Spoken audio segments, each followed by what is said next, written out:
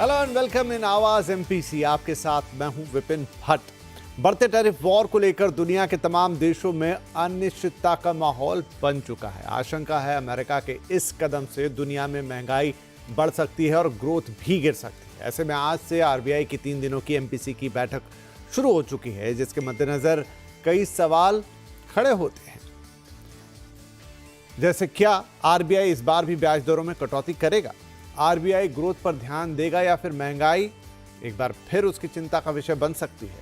Tariff war का भारतीय अर्थव्यवस्था पर क्या असर पड़ेगा, और इनके अलावा कई सवाल ऐसे हैं जो आज हम चर्चा में लेकर आएंगे अपने मेहमानों के साथ। एक खास पैनल हमारे साथ जुड़ रहा है, जिसमें शामिल हो रहे हैं डीएसपी फाइनेंस के वीसी और CEO Jayesh Mehta, bank of Baroda के चीफ इकोनॉमिस्ट मदन सबनवीस और इकरा की चीफ इकोनॉमिस्ट अदिति नायर।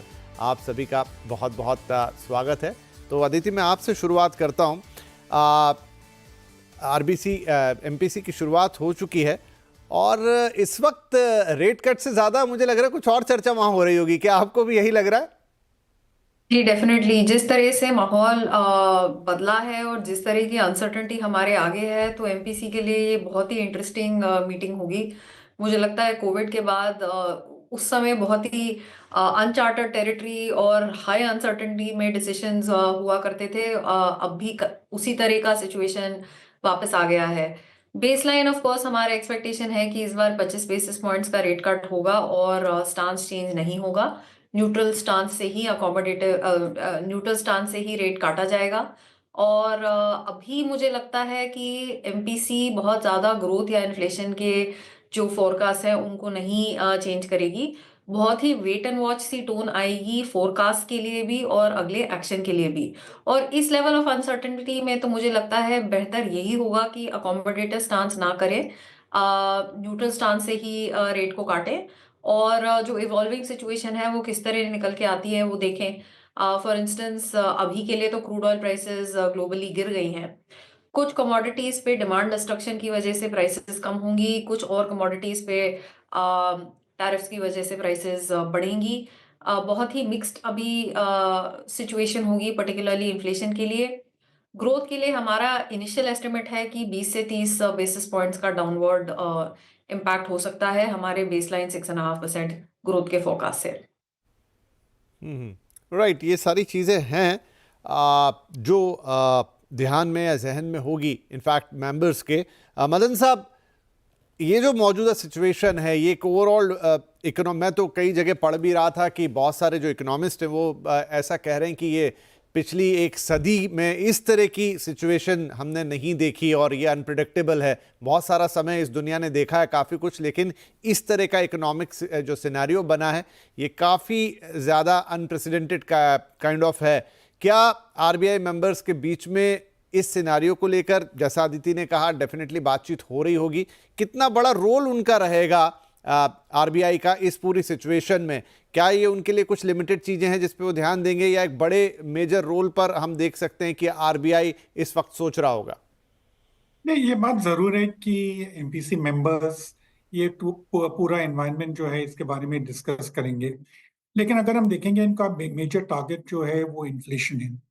तो अगर हम ये प्रश्न पूछेंगे कि अगर जो भी ये टैरिफ हाइक का अनाउंसमेंट हुआ है अमेरिका से, इससे क्या हमारा इन्फ्लेशन बढ़ेगा या नहीं, इसका आंसर तो अभी तो जो प्राइमा फेसी ऐसा लगता है कि ज्यादा असर डोमेस्टिक इन्फ्लेशन पे नहीं होगा in the short run at least.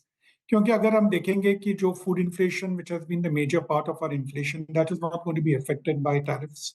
अगर हम दूसरे कंपोनेंट्स को भी देखेंगे जो सीपीआई में है, ऐसा लगता है कि most of the components will not really be affected by the tariffs.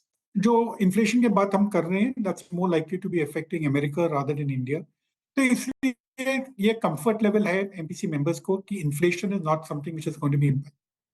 दूसरी जो चीज है ये है ग्रोथ।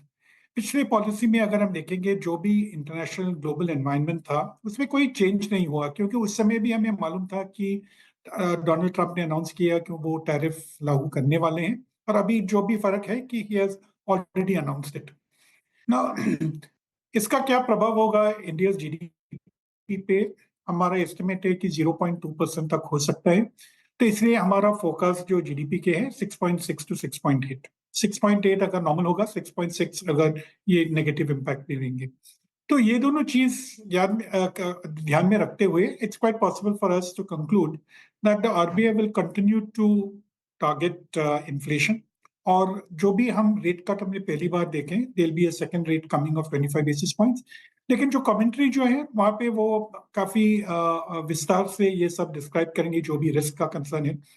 क्योंकि एक बात याद रखना चाहिए कि अगर इस बार रेट कट नहीं होगा, it will be difficult to do so in June, क्योंकि हमें मालूम है कि एक्सट्रीम हीट कंडीशंस हैं और जून में मानसून अराइवल होने वाला है। At that point of time जो अनसर्टेनिटी होगा, it may be little more difficult to actually lower the rates at that point of time. तो इसलिए हमारा ये मानना है कि there will be a 25 basis points cut announced on the 9th। Okay, 25 basis point का rate cut यहाँ पर उम्मीद कर सकते हैं, जो आरबीआई ने ऑलरेडी पिछली बार किया था, और 25 बेसिस पॉइंट हम यहाँ पर देख सकते हैं।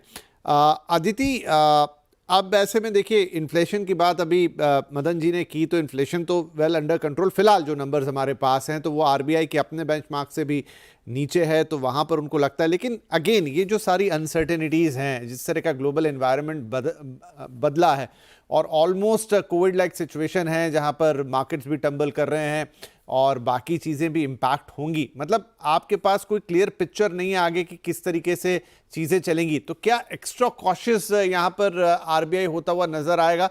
कुछ जगह ये भी सवाल उठ रहे हैं कि हो सकता है इस बार रेट कट कर दे, लेकिन जैसे एवरेज रेट कट साइकिल की हम बात करते हैं कि कम से कम अगर एक बार वो शुरू हुआ तो 2 से 3 बार में जाता है, लेकिन आगे हो सकता है कि आरबीआई थोड़ा अपना पाँव उससे पीछे भी खींचे। देखिए, 2 रेट कट तो हो ही जाएंगे। एक हो चुका है, एक परसों।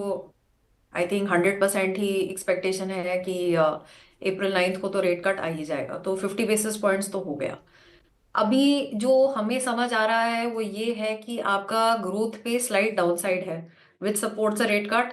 इन्फ्लेशन में we are not clear, and जैसे मदन ने बोला कि जो फूड इन्फ्लेशन का सिनेरियो है वो तो मोस्टली डोमेस्टिक फैक्टर से ही इन्फ्लुएंस होगा।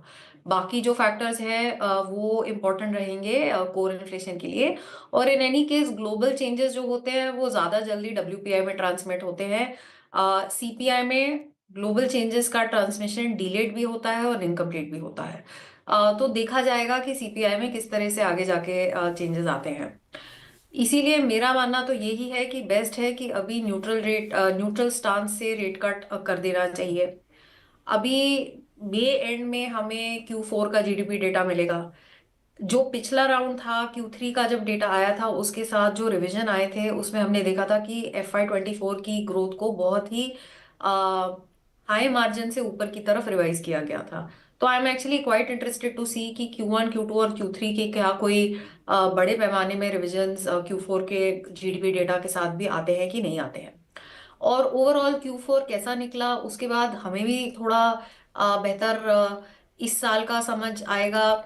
ये जो टैरिफ अभी अनाउंस हुए हैं और 7 हफ्ते में उनका थोड़ा क्लैरिटी होगी कि क्या हमारी डोमेस्टिक ग्रोथ पे इम्पैक्ट रहेगा, किस तरह से कंज्यूमर सेंटिमेंट शिफ्ट हुआ है, किस तरह से डोमेस्टिक प्राइवेट सेक्टर का इन्वेस्टमेंट सेंटिमेंट शिफ्ट हुआ है।